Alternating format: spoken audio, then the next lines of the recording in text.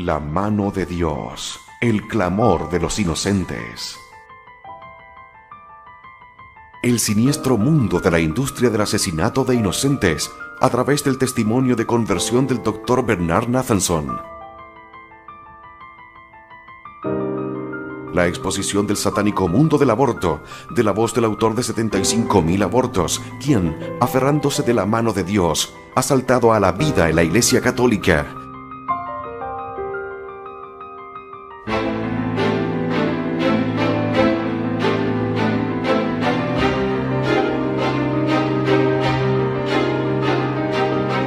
El poder de la evidencia científica y la oración, unidos en este excepcional testimonio de horror y redención. La mano de Dios, el clamor de los inocentes.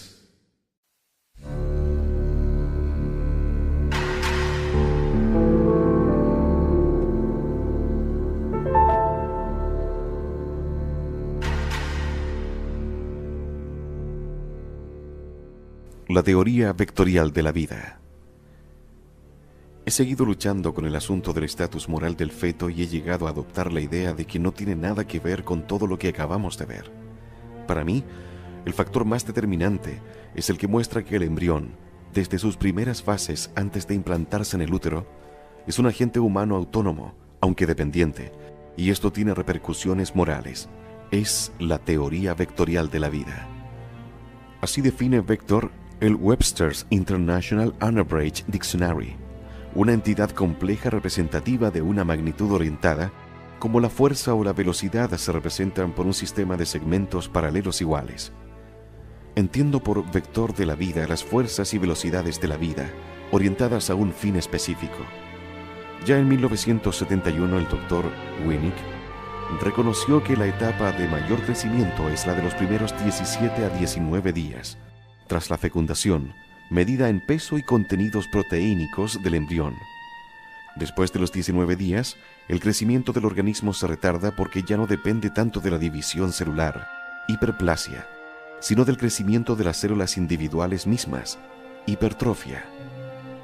La fase final del crecimiento humano se realiza solo por hipertrofia, y esta fase continúa hasta llegar por la adolescencia a la fase adulta.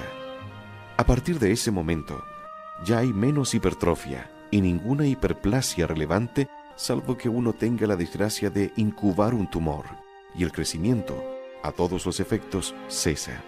Y por fin, en la fase geriátrica de la vida, las células se encogen y por eso quedamos muy disminuidos físicamente.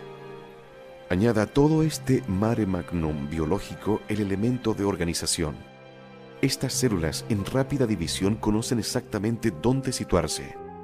Son ejércitos de células dirigidas por un conjunto de genes y sistemas enzimáticos que se encuentran en el contexto cromosómico del embrión preimplantado, de modo muy semejante a los genes de OX, que se encuentran en los animales inferiores y que se identifican con certeza como los directores de ensamblaje. J.M.W. Slack lo ha denominado mapa del destino. Refiriéndose a este periodo, afirmó que no es el nacimiento, la boda o la muerte el momento más importante de la vida, sino la gastrulación. Para ser sinceros, la gastrulación, división de la masa celular embrionaria en 3 estratos de células bien determinadas, de los que derivan todas las estructuras, órganos, apéndices y otros fenómenos anatómicos, no comienza hasta quizás 13 o 14 días después de la concepción. No obstante, los preparativos para ese acontecimiento se han estado gestando desde el cambio de fase de 4 a 8 células, momento en el que el control de los acontecimientos genéticos pasa de la influencia materna al control exclusivo del embrión. Así, desde el aparente caos de la primera división celular acelerada y el desarrollo inimaginablemente preciso del despliegue de esas células a sus posiciones asignadas, hay un vector de la vida, una dirección y velocidad de las fuerzas de la vida perfectamente programadas, irresistiblemente lógicas e inmutablemente fijadas en tiempo y espacio. A los criterios de la teoría del vector de la vida, les gusta señalar que no siempre es así. Hay malogros, atribuibles generalmente a errores de la división cromosómica. Hay malformaciones congénitas ascribibles a imprecisiones de emplazamiento y posición de ciertas categorías de células, e incluso hay desapariciones de embriones. Se estima que hasta una proporción entre un cuarto y la mitad de los gemelos desaparecen con el avance de la gestación.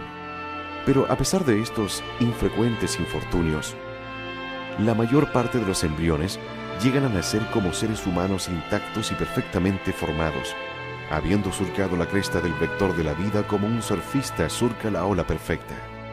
El vector se sitúa en la posición más positiva durante los primeros días, e insidiosamente se desliza hacia el polo negativo conforme nos hacemos mayores, y por fin nos encontramos con la muerte.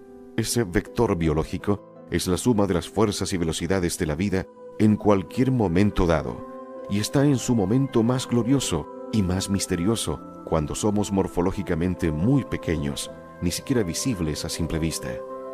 En resumidas cuentas, los filósofos se acobardan con esta noción. El resumen no existe, es solo volver a plantear la cuestión. Tenemos dos sistemas generales sobre los cuales fundamentar el estatus moral. Los criterios subjetivos contingentes que ya hemos tratado, o sea, autoconciencia, percepción del dolor, placer, el otorgamiento circular de estatus moral para los que ya lo tienen y la exclusión del estatus moral de aquellos que los ungidos creen que no deben tenerlo. Todo esto es escurridizo, no cuantificable y, en último extremo, sin fiabilidad alguna debido a su subjetividad, arbitrariedad y caprichosidad. Es, en una palabra, terrorífico. En el otro extremo, tenemos una serie virtualmente continua de sucesos cuantificables, no contingentes, verificables científicamente e infinitamente reproducibles que significan el comienzo de una nueva vida humana. El proceso maravillosamente complejo de fecundación, la emisión del factor PAF, cuando el espermatozoide penetra el óvulo, el cambio sutil en la estructura de la membrana de uno de los dos de los blastómeros tempranos para dar comienzo al mapa del destino. El impresionante cambio del control de la vida embrionaria desde el apoyo materno a la sustancia genética puramente embriónica, la superación de la fase de bloque bicelular, la elaboración por parte del embrión creciente de otra señal química, gonadotrobina criónica humana o HCG, en la fase de 8 a 16 células de 7 a 8 días tras la fecundación, el proceso igualmente dramático de la implantación y finalmente el omnipresente vector de la vida.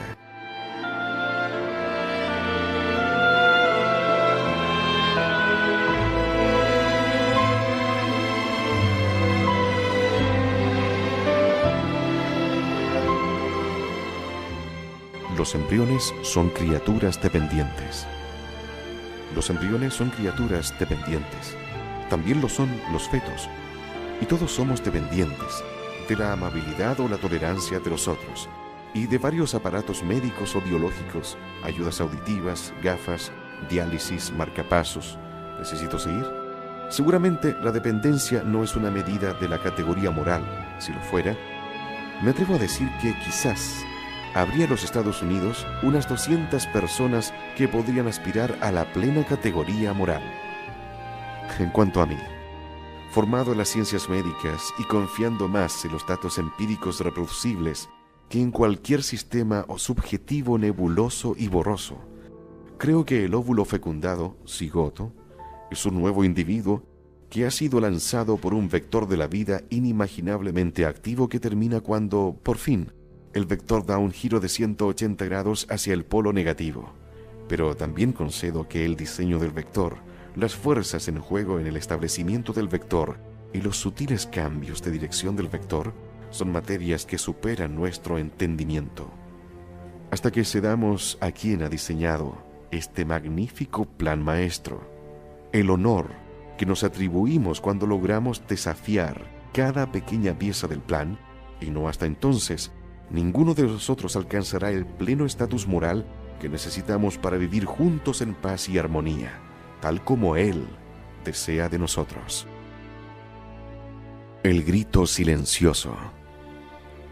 Cuando a principios de los 70 los ultrasonidos me mostraron a un embrión en el vientre materno, sencillamente perdí la fe en el aborto a petición. No luché por aferrarme a mis viejas convicciones. A su modo, este cambio fue una conversión limpia y quirúrgica. Soy de los que por naturaleza se detienen en los datos conflictivos, sopesa los argumentos opuestos con gran cuidado, toma una decisión y actúa entonces en consecuencia sin volver la vista atrás. ¿Qué es lo que realmente lleva consigo un aborto? Sin embargo, hacia 1984 ya había empezado a plantearme más cuestiones sobre el aborto. ¿Qué es lo que realmente lleva consigo un aborto? Había realizado muchos, pero en el aborto se actúa a ciegas. El doctor no ve lo que hace. Coloca un aparato en un útero y pone en marcha un motor, y la aspiradora funciona y succiona algo que acaba como un montoncito de carne picada en una bolsa de gasas. Quería saber qué ocurría, y así en 1984 le dije a un amigo que hacía 15 o quizás 20 abortos al día. Oye Jay, hazme un favor. El próximo sábado, cuando hagas todos esos abortos, pon un aparato de ultrasonido sobre la madre y grábalo para mí. Lo hizo. Y cuando miró las cintas conmigo en un estudio de grabación, quedó tan afectado que nunca más hizo un aborto. Yo, aunque llevaba 5 años sin realizar abortos, quedé estremecido hasta el fondo del alma por lo que vi. Las cintas eran asombrosas. Algunas no eran de mucha calidad, pero seleccioné una de mejor calidad que el resto y empecé a ponerla en encuentros Provida por todo el país. Había tenido un primer contacto con el movimiento Provida en 1981, cuando se puso en relación conmigo la entonces presidenta del Comité Nacional de Derecho a la Vida, Caroline Gester. Primera proyección de El Grito Silencioso. Por entonces, hablaba los fines de semana en reuniones Provida por todo el país.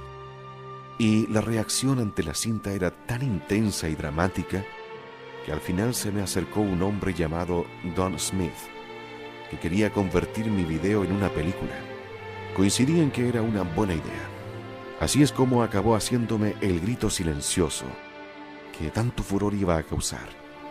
Lo proyectamos por primera vez en Fort Lauderdale, Florida, el 3 de enero de 1985. La reacción fue instantánea.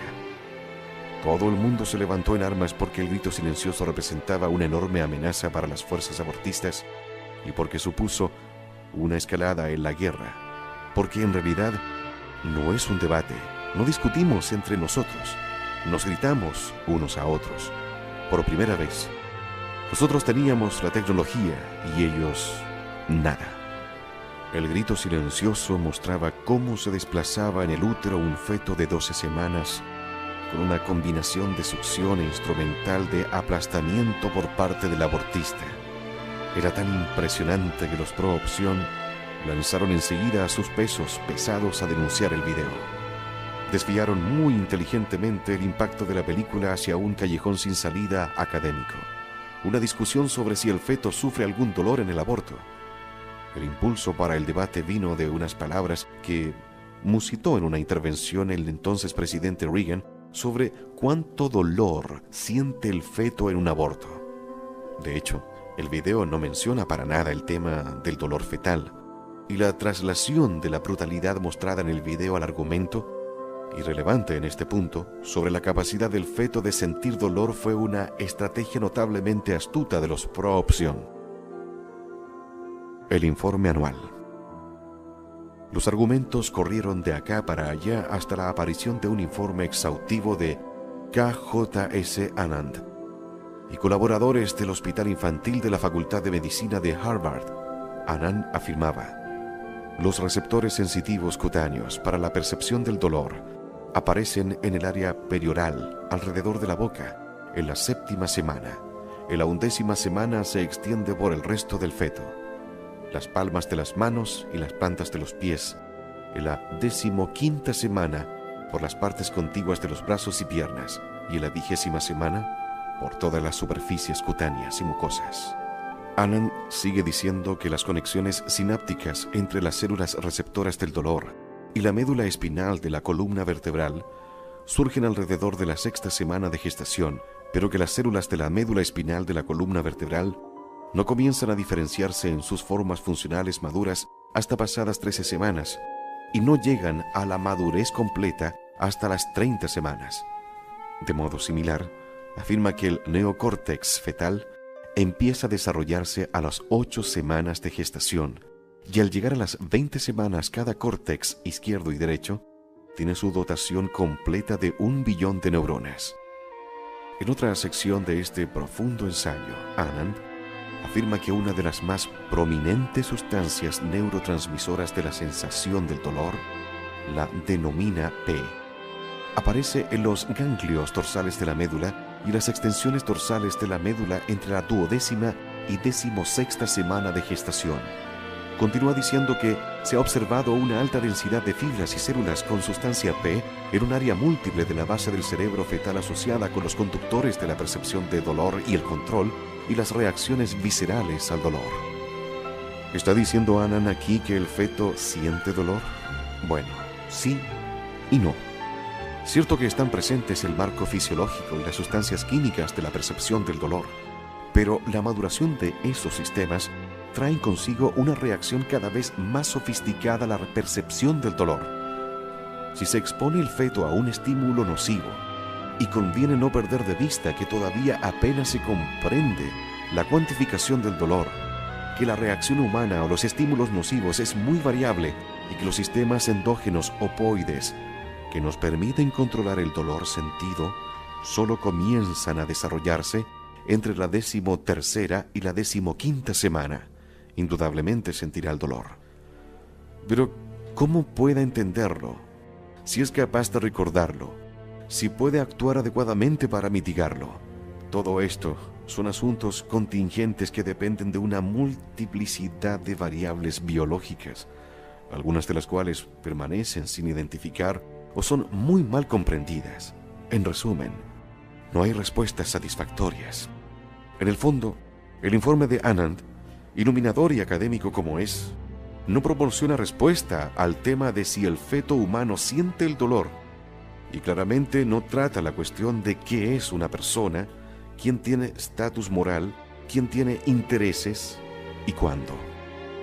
¿Queda de algún modo disminuido en la condición de persona aquel que siente poco dolor o no lo siente en absoluto, un paciente bajo anestesia, una víctima del cáncer a la que se ha aplicado risotomía dorsal o un inválido permanente con fuerte medicación analgésica? Mi padre despreciaba cualquier forma de anestesia dental, mientras que yo, como Oscar Wilde, tengo que entrar en la consulta del dentista con 2 monjas sosteniéndome los brazos. ¿Estoy por ello en un nivel superior de la condición de persona?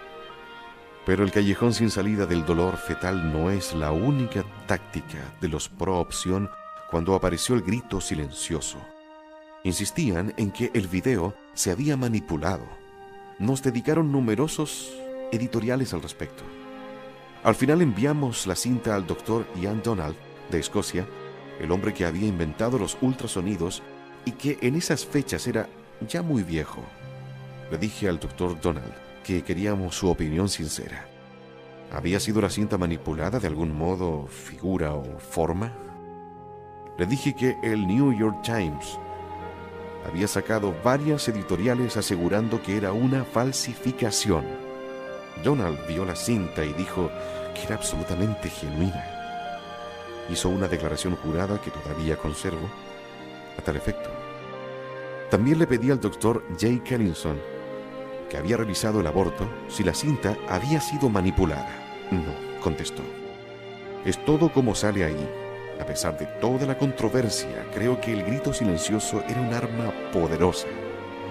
No consiguió cambiar la mente de los legisladores, pero creo, y lo digo humildemente, que ha salvado la vida de algunos bebés. Al menos, espero que así haya sido.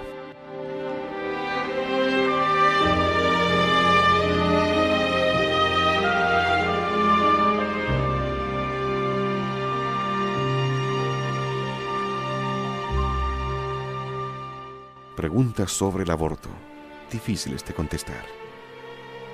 En el momento de escribir esto, soy profesor visitante del Centro de Ética Clínica y de Investigación de la Universidad Vanderbilt, donde estoy haciendo un curso que me llevará a conseguir el grado de máster en ética biomédica. Y aún sigo sin quedar satisfecho con las respuestas poco sinceras y poco edificantes a preguntas que corroen. Se me ha preguntado a menudo, a lo largo de mis innumerables conferencias por todo el mundo: doctor, si usted sabía que en el vientre materno había un ser humano creciendo, un bebé indefenso, y si usted sabía que estaba asesinándolo, bien con sus propias manos, bien dirigiendo a residentes entrenados para matarlos con sus manos, ¿cómo, en su condición de médico con al menos unos rudimentos de conciencia y ética, podía tolerar ese trabajo todos esos años? Bien, la respuesta es compleja, enigmática y, me temo, interesada. Haga memoria si lo desea. La guerra en Vietnam estaba en su punto álgido y el movimiento antiguerra contracultural era tan fuerte que obligó a la nación a salir de la guerra y creó un vacío político y moral de antiautoritarismo tan poderoso que amenazó los fundamentos mismos de esta república. No había ningún factor moral que hiciera de contrapeso. En realidad, sabíamos muy poco sobre el feto y nunca lo habíamos visto excepto como carne picada y desmembrada o como un niño recién dado a luz. En consecuencia, nuestra mente estaba dominada por la penosa trayectoria de la mujer que, embarazada sin querer, se enfrentaba a un aborto peligroso e ilegal. Una de las personas con las que debatí esto es un filósofo que se dedica al conocimiento por los sentidos y la experiencia inmediata, no por el razonamiento a la intuición. Le pregunté directamente: ¿eran o no todas esas explicaciones meros disfraces del mecanismo de la negación, el no querer dar la cara ante la monstruosidad que habíamos hecho? Contestó que mi pregunta era, al menos en parte, fenomenológica.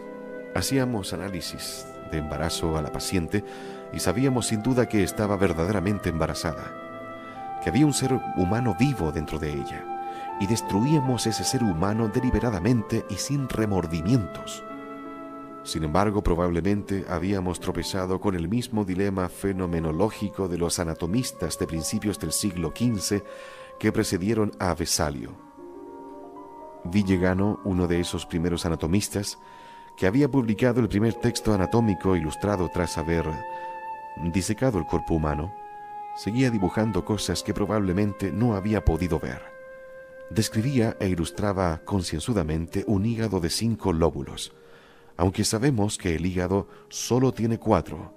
Villegano hacía eso porque veía el cuerpo humano, abierto como estaba a su examen objetivo y desinteresado, a través de la lente de Galeno, 138 al 201 después de Cristo, el médico griego cuyas anticuadas teorías y prácticas anatómicas y terapéuticas prevalecieron en el mundo occidental hasta el siglo XVIII. Los anatomistas del siglo XV estaban todavía tan hechizados por la autoridad de Galeno que rechazaron la evidencia empírica que adquirían con sus propios sentidos. Vieron en la disección del cuerpo humano lo que Galeno, que nunca había disecado realmente un cuerpo humano, habría esperado que viesen. De más o menos igual manera, quizás el fracaso de los que estábamos en el movimiento pro aborto en entender claramente qué era lo que estábamos haciendo, probablemente se deba a lo que Kuhn ha descrito como una revisión de paradigma. Consiste en la incapacidad o resistencia del científico para casar descubrimiento y teoría. Veíamos las tiras de gasa sacadas de la operación que acabábamos de hacer y sin embargo no podíamos o no queríamos abandonar el viejo paradigma y adoptar el nuevo, que de hecho acabábamos de destruir una vida humana. Y así estoy obligado a añadir que, aunque teníamos un montón literalmente de datos empíricos que daban testimonio del hecho de que se había destruido un ser humano vivo en el acto del aborto, no fue sino hasta después de la llegada de la tecnología de ultrasonidos cuando tuvo lugar un verdadero cambio de paradigma. Con la tecnología de ultrasonidos, no solo podíamos saber que el feto era un organismo en funcionamiento, sino que también podíamos medir sus funciones vitales, pesarlo realmente y estimular su edad, contemplar cómo traga u orina, ver en él sus estados de sueño y vigilia, y mirarle moverse por sí mismo tan resueltamente como un recién nacido. Hay otra forma de distinguir el bien y el mal. Bienaventurados son los que sin ver han creído. Pero ese camino no lo teníamos sin el valor impactante de la prueba empírica irrefutable y, desde luego, el impacto emocional directo que quizás no puede producirse a la vista de otra cosa que no sea un niño humano. Ninguno de nosotros teníamos el núcleo sólido interior de fuerza espiritual necesaria para recordarnos el inmenso mal que estábamos cometiendo. Fue llegado a ese punto cuando yo mismo, enfrentado a esa revolución empírica, esta masa creciente de nuevo estatus, comencé el doloroso proceso de cambiar mis ideas sobre la aceptabilidad del aborto. Por fin había aceptado el cambio de paradigma. En conversaciones con algunos de mis antiguos discípulos he observado cierta vacilación, cierta reticencia a discutir el tema del aborto. Muchos de esos médicos que con tanto entusiasmo habían participado tiempo atrás en la cadena de montaje de la destrucción, hoy expresan un pesar en parte mudo, una constelación de dudas que se juntan acerca de lo sucedido en esa clínica a principios de los 70. No es que sean públicamente pro vida como yo lo llevo siendo desde hace 15 años, pero ya no está allí la certeza moral. Algunos ya no realizan más abortos a causa de estas dudas.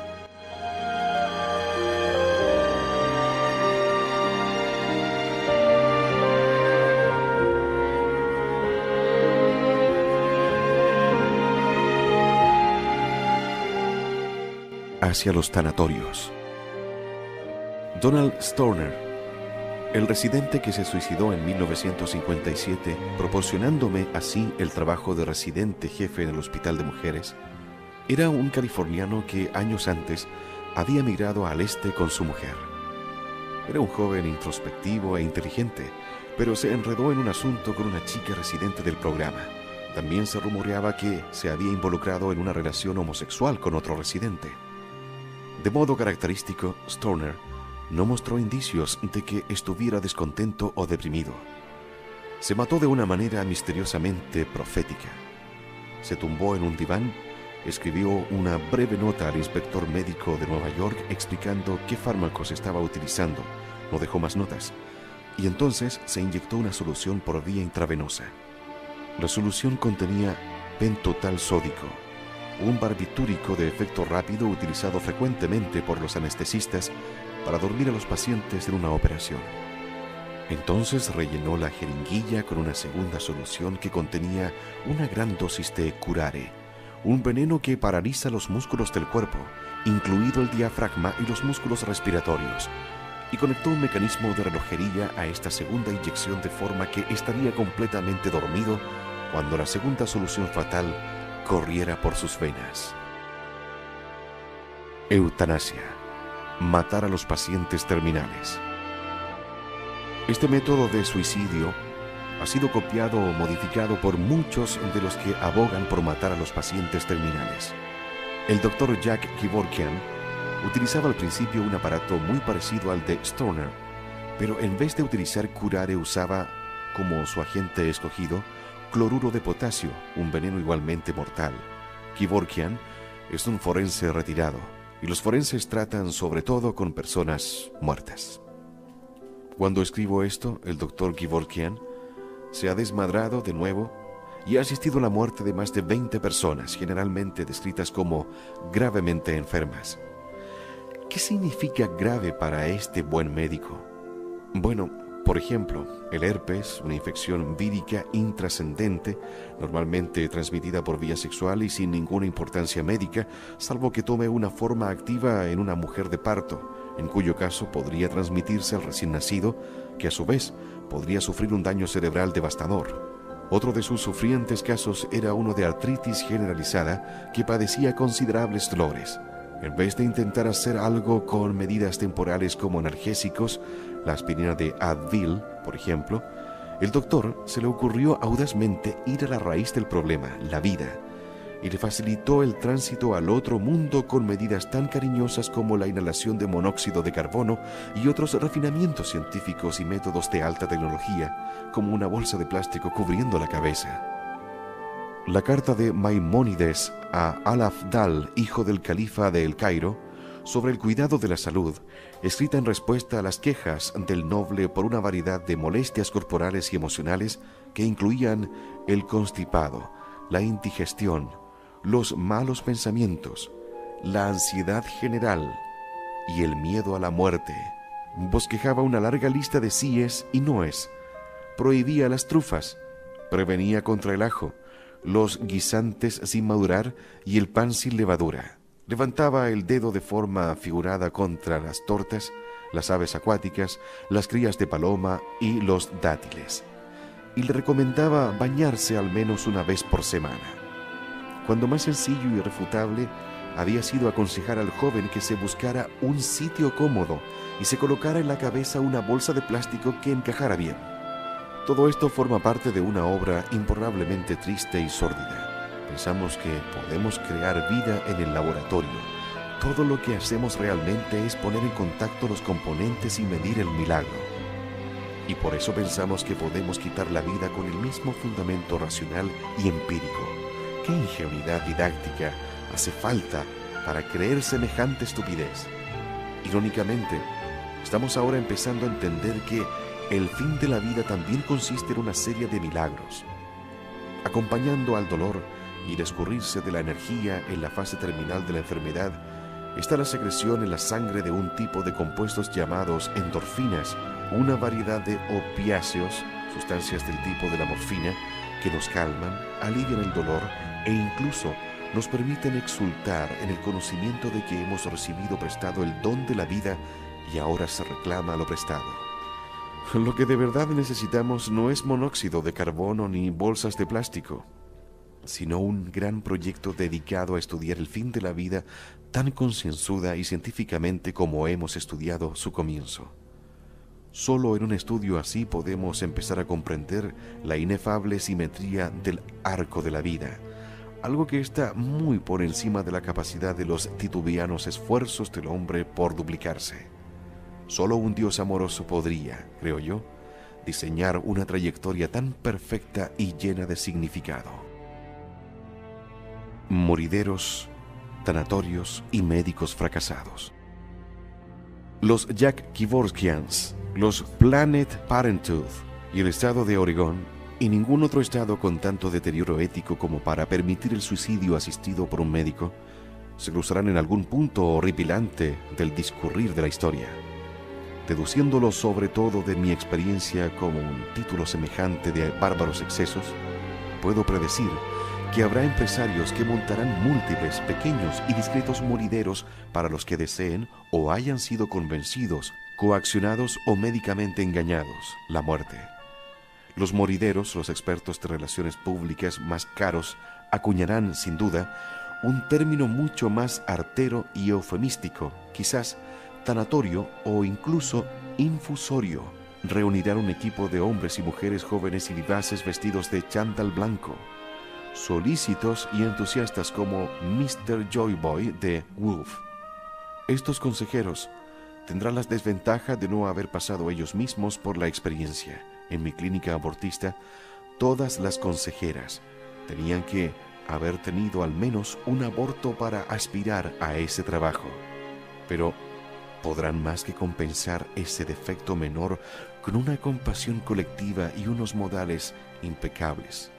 Y habrá médicos y enfermeras allí, el desperdicio de siempre, de fracasados, ineptos, alcohólicos, drogadictos y pervertidos sexuales que yo heredé cuando me hice cargo de mi clínica abortista hace 26 años.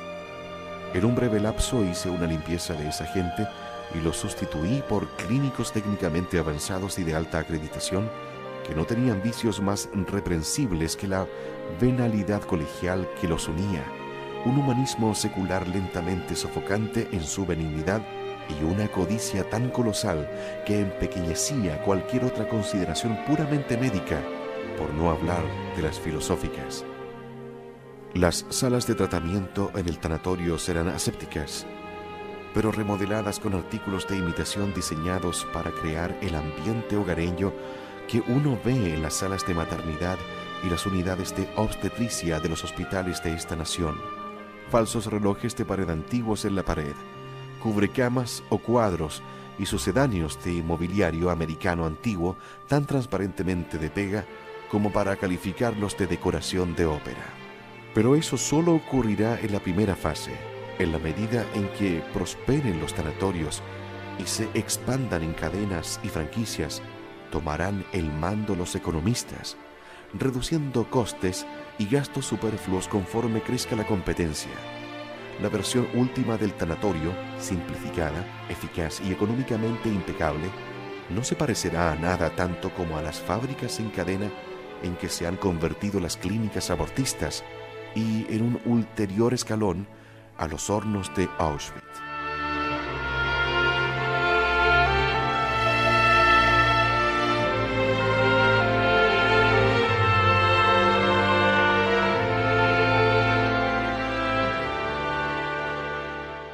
Morir con dignidad. Tampoco el fenómeno quedará confirmado dentro de las fronteras de los Estados Unidos.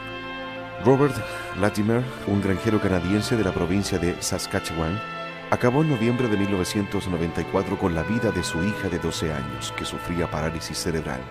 Un juzgado canadiense le encontró culpable de homicidio en segundo grado y fue condenado a cadena perpetua, con posibilidad de libertad condicional a los 10 años.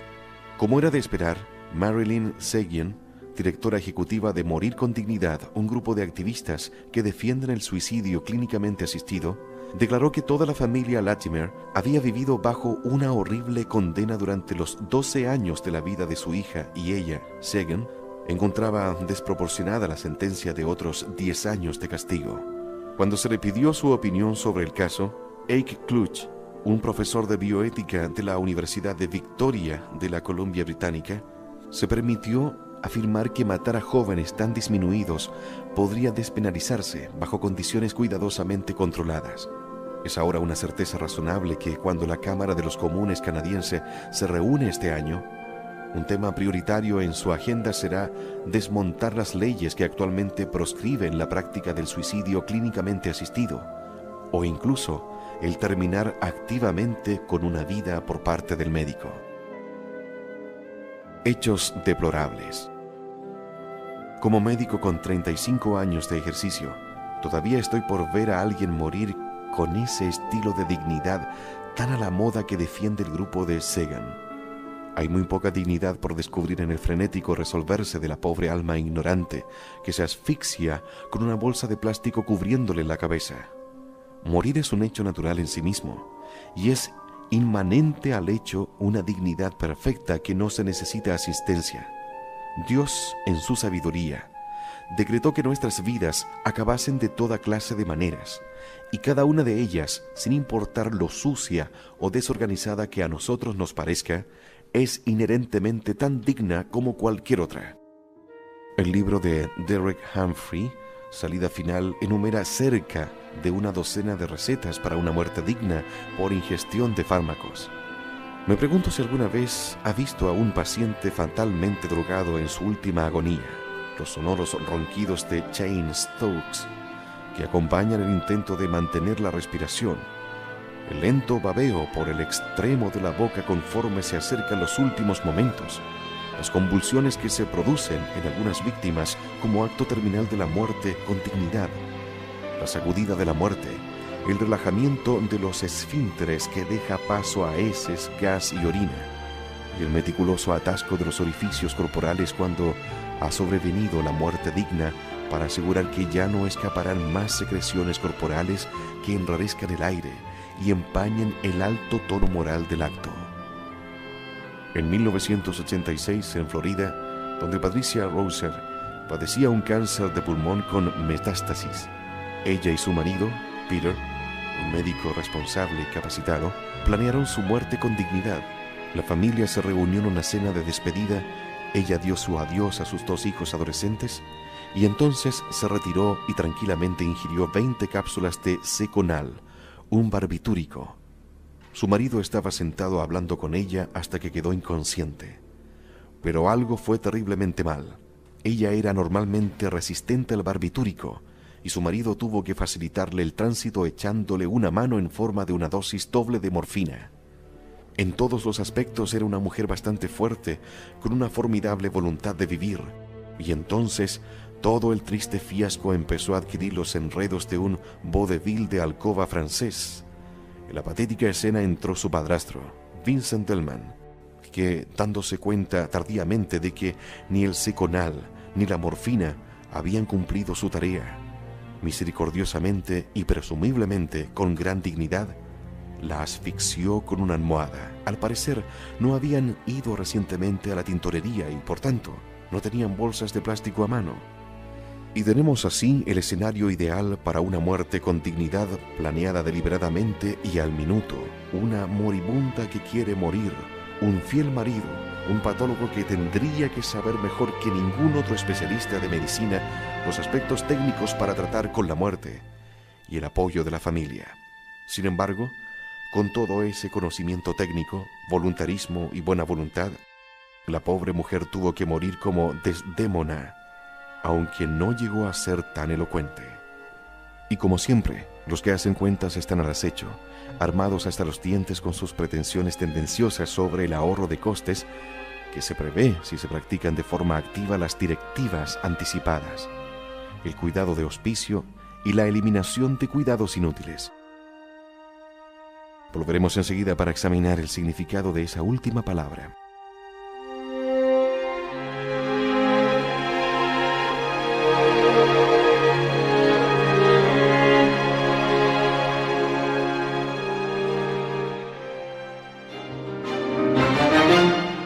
La mano de Dios, el clamor de los inocentes.